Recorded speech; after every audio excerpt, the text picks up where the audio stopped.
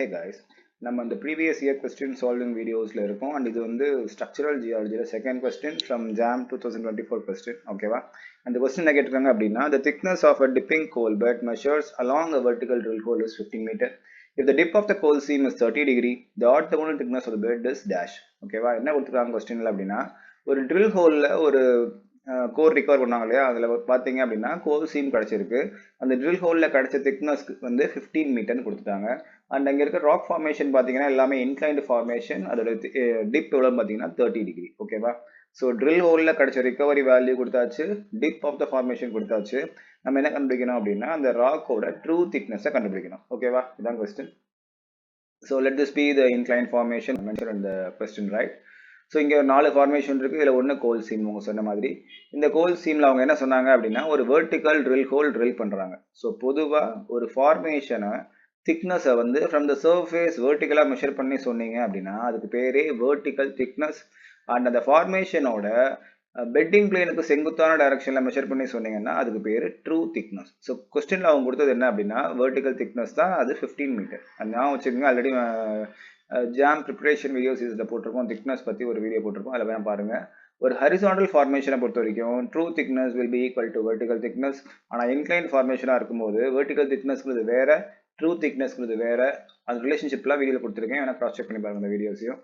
So இந்த கொஸ்டினை பொறுத்த வரைக்கும் அவங்க ட்ரூ திக்னஸ் வெர்டிக்கல் திக்னஸ் கொடுத்துட்டாங்க, அதோட அந்த ஃபார்மேஷனோட டிப் அமௌண்ட் கொடுத்துட்டாங்க. ஸோ நம்ம கண்டுபிடிக்கணும் அப்படின்னா அதோட ஆர்த்தோகோனல் திக்னஸ் கண்டுபிடிக்க போகிறோம்.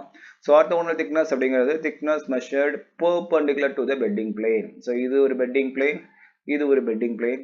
இதுக்கு செங்குத்தான டைரக்ஷனில் ஒரு கோடு போட்டு மெஷர் பண்ணீங்கன்னா that will be the orthogonal thickness or true thickness ரைட்டா. ஸோ இதுக்கு என்ன வேல்யூ தெரியும் அப்படின்னா this as you know this forms a right angle triangle. ஏன் அப்படின்னா இந்த பெட்டிங் பிளேனுக்கு செங்குத்தான லைன் இது, அண்ட் இந்த லைன் பார்த்தீங்கன்னா பெட்டிங் பிளேனுக்கு பேரலல் லைன் போட்டாச்சு. So this forms a right angle. And இது ரைட் ஆங்கிள் அப்படின்னா this will be the hypotenuse கரெக்டா. அண்ட் இந்த தீட்டா 30 அப்படின்னா this theta will be 30. And என்ன கேட்குறாங்க அப்படின்னா இதில் உள்ள ட்ரூ திக்னஸை கேட்குறாங்க. So this is the orthogonal thickness or true thickness and theta is here ஓகேவா. ஸோ ஆல்ரெடி ஒரு ரைட் ஆங்கிள் ட்ரையாங்கிள் ஃபார்ம் பண்ணியாச்சு. இந்த ரைட் ஆங்கிள் ட்ரையாங்கிளில் ஒரு டிகிரியும் ஒரு சைடும் நமக்கு தெரிஞ்சு போச்சு. அப்படி தெரிஞ்சதுன்னா தேர்ட் சைட் கண்டுபிடிக்கிறதுக்கு யூஸ் பண்ணுற ஃபார்முலா தான் சைன் காஸ் டேன். ஸோ இந்த ரைட் ஆங்கிள் ட்ரையாங்கிள் பொறுத்த வரைக்கும் we are going to use cos 30 or cos theta.